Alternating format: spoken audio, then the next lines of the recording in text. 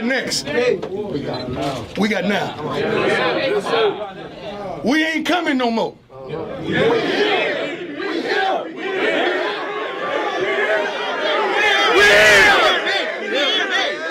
Since y'all know we here, give me my theme music.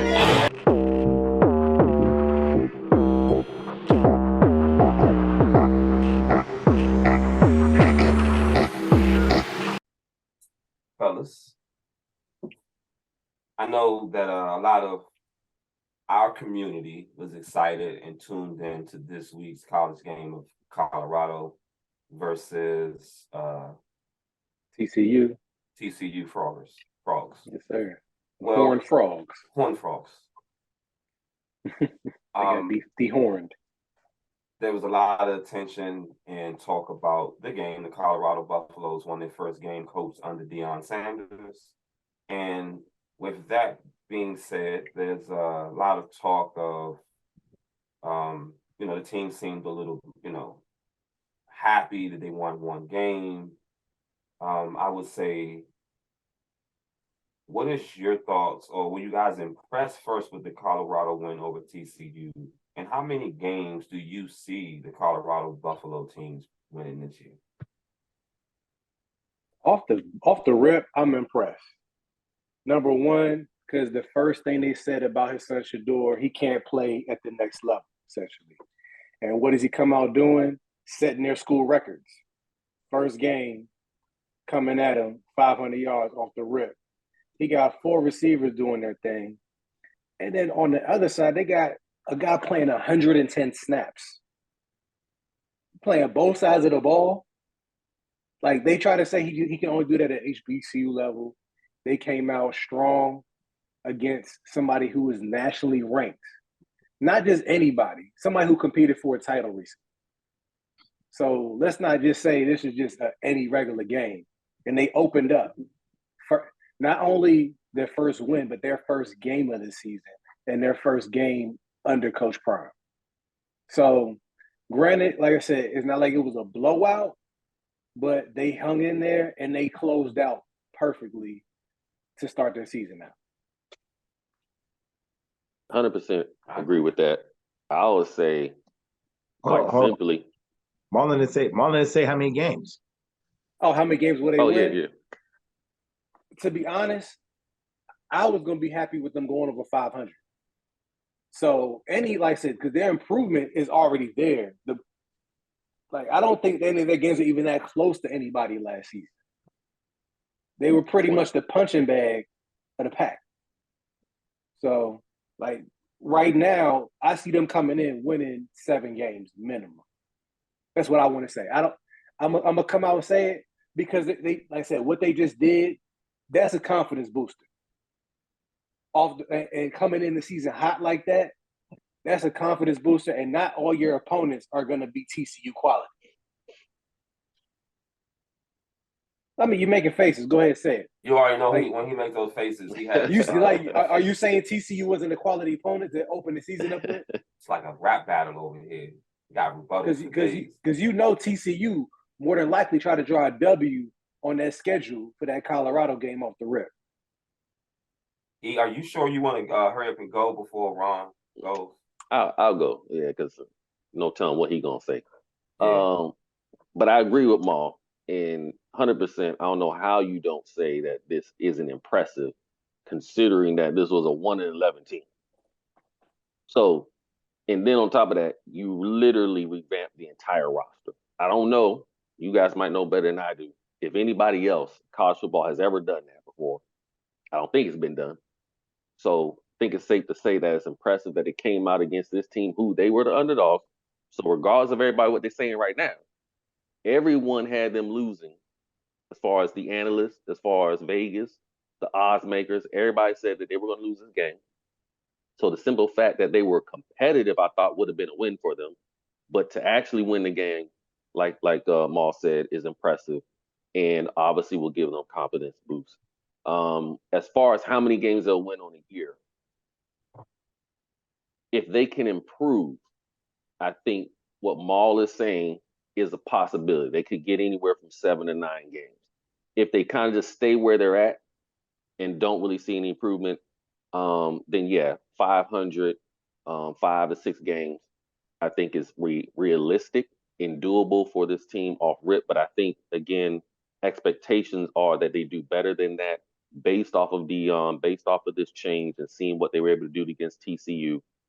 So I hope for the high end that they hit that 7-9, possibly even 10 games. But then that would be really, really good for the program, for HBCUs, for everybody involved. So I'm hoping for that, but realistically, anywhere from 6 to 7 games will be great. Now, traditionally, I would go last.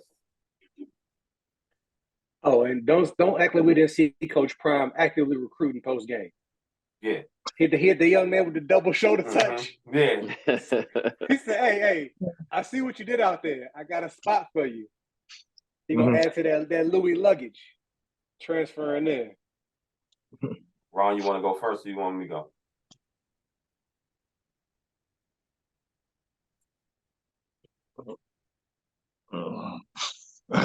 You go first. I wanted to go first anyway. So it works for me. I have to agree with y'all fellas.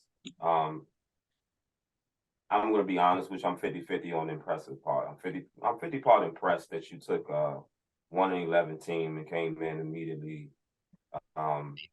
First game, had an upset of previously championship team. That's impressive to be an underdog. First game to come out there and battle the way they did battle, round for round, pound for pound.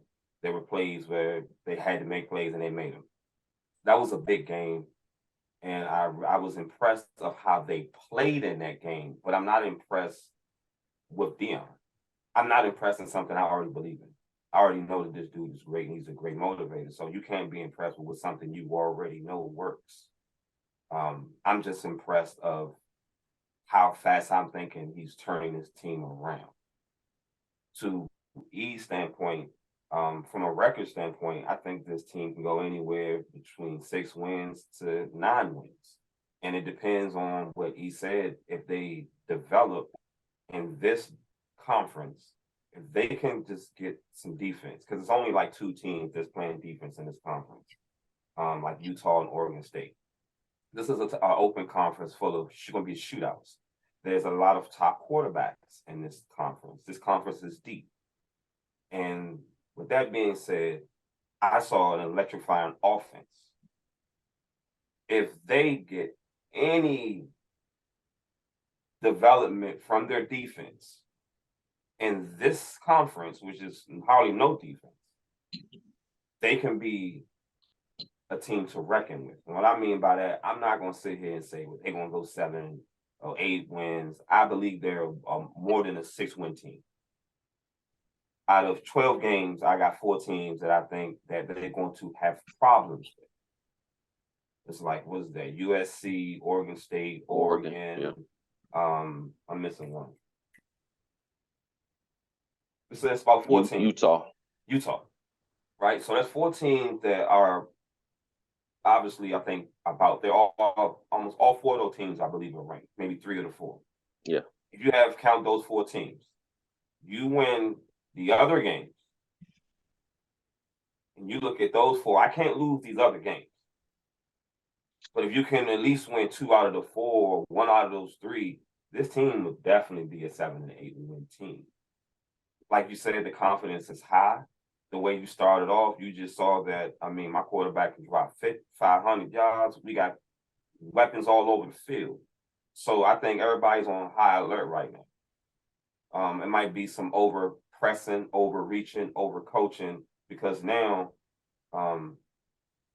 what Deion is doing is he's doing something bigger than what me, you, maybe us are already thinking about. He's opening doors right now. And they don't want these doors to be open. And I don't mean to go too far wrong, because I know that's a whole sidebar. I don't want to get sidetracked with what.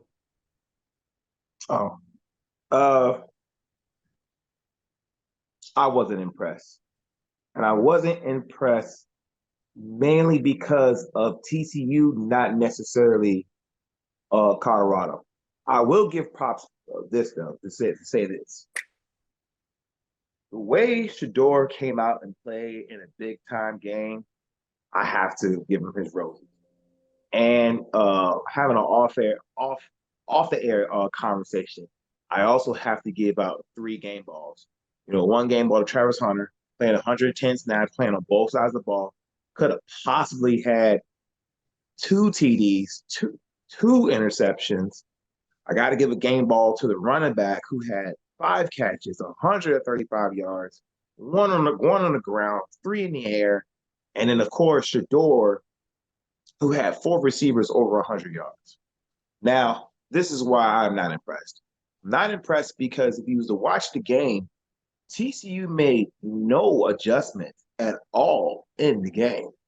TCU looked just like TCU from last year in the national championship game.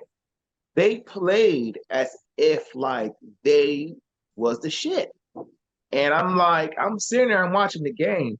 That's why I was telling this to my brother. I was like, man, I wish sometimes like my eyes can be like Kodak and I could just take a screenshot with my eyes. When I saw the stat line that Shedeur was 20 for 24 for 200 yards, I was like to myself, I'm like, kudos to him, but damn, like the defense out there is just giving this to him. If you was to literally watch the game.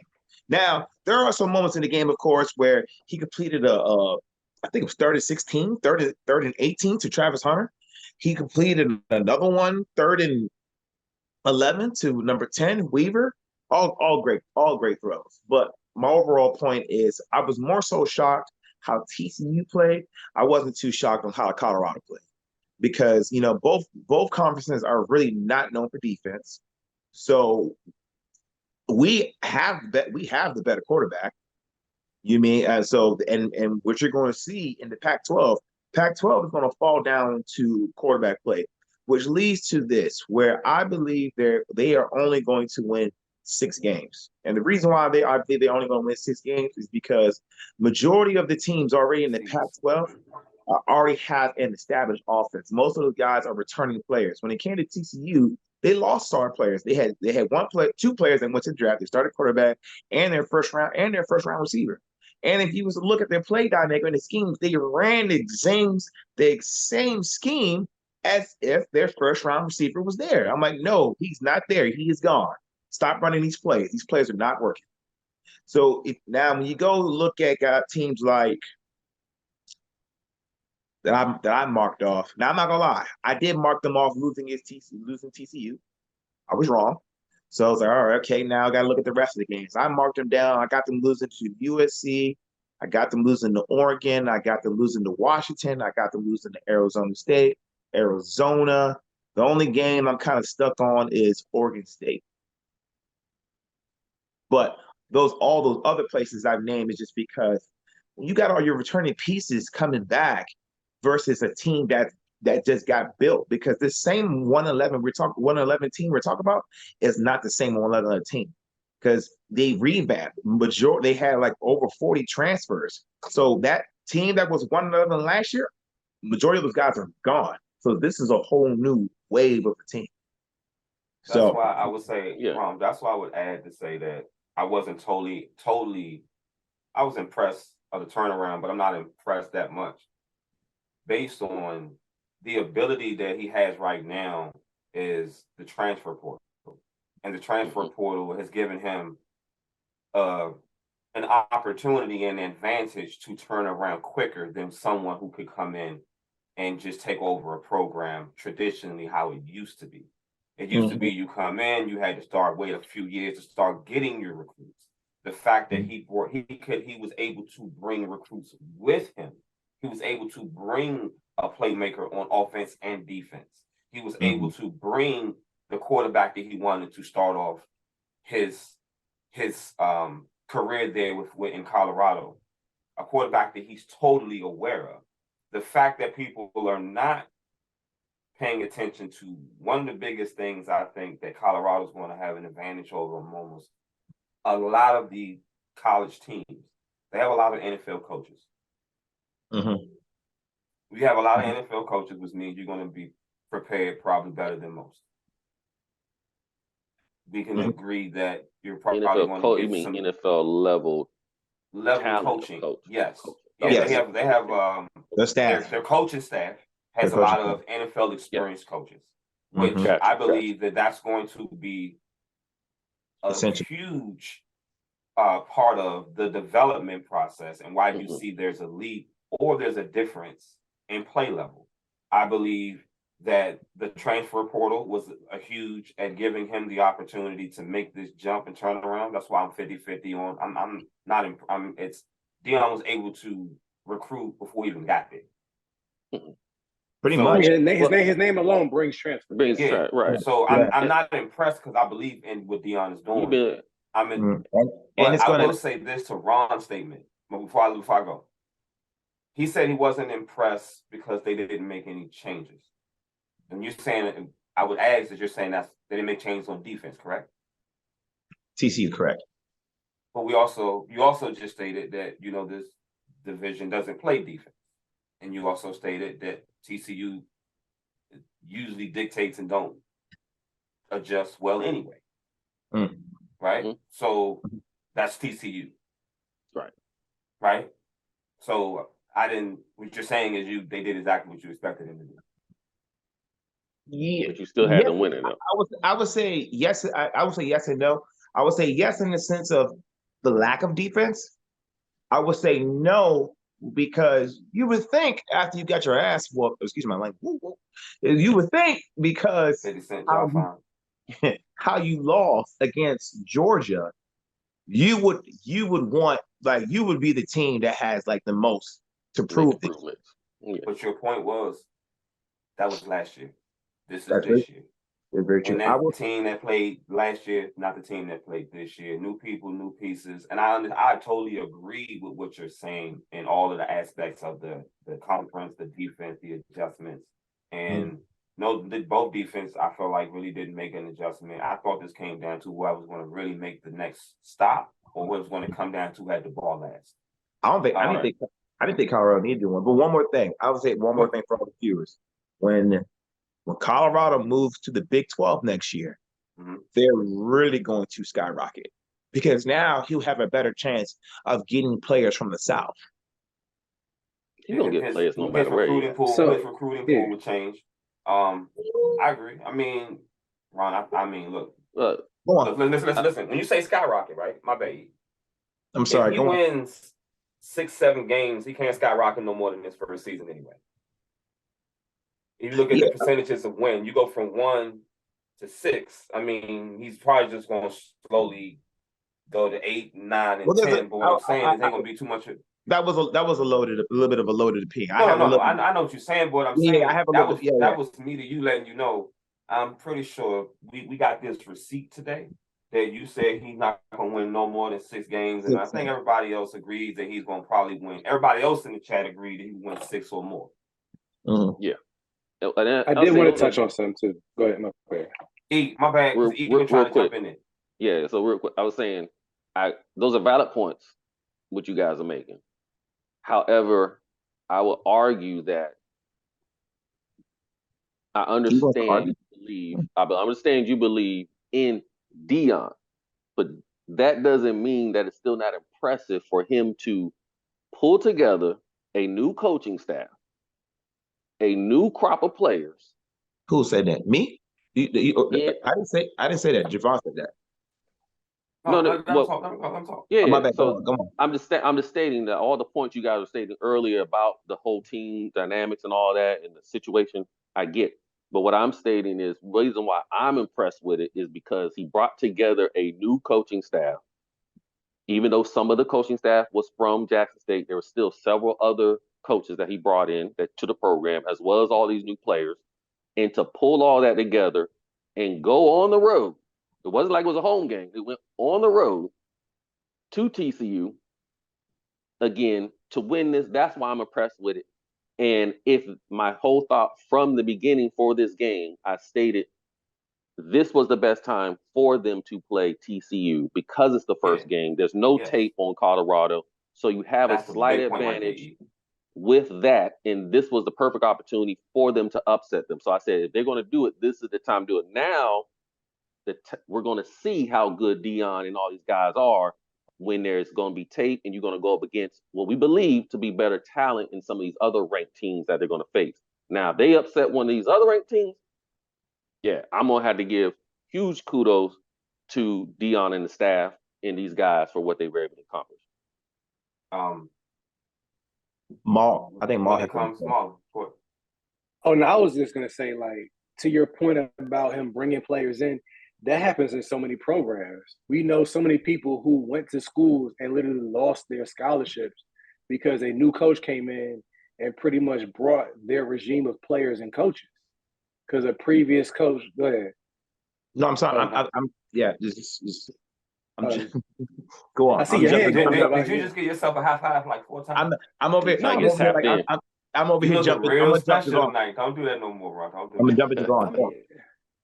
So he does have the advantage, he does have the advantage that although he will have up the transfer portal, and he doesn't have to build from scratch like a lot of coaches used to have to do. But you know, what we're gonna see is the Dion effect really gonna last long term? Because we see a lot of people coming in, but not everybody's gonna fit that system, Right. especially in this short amount of time. To get everybody on the same accord in this short amount of time is a lot, and for them to come out. Go ahead. No, finish. For them to come out like this, like I said, I like how E's point is. It's the best time to do it when there's no tape, and you can. All it is room for improvement from here. So regardless, regardless, like they can throw punches now, but now can they guard against the punches coming back? Because we saw a slug. I said like a slug out, back to back, back and forth. It came down to last stop. Yeah, and they performed, and that's what came down to. But go ahead. The fact that obviously bringing your own luggage was an opportunity for you to hit the ground running. It makes it easier. It would be way more impressive. And to me, it's like if you just saw my son playing basketball, you're like, damn, he can ball. But I've been seeing this already, so you're already aware of what he can do. So I'm aware of what Dion was able to do, and I was also aware of what opportunities he had to do it. The fact that he had 52 to 53 transfers from big schools, and then we were talking about talent, really is the other team's more talented than his. We really don't know that because he just got 52 new players that are not all HBCU talent, and HBCU talent don't even mean that you're less of a talent. So to me, with the coaching staff and the talent that he just brought in, there's a possibility he can run this division. Yep.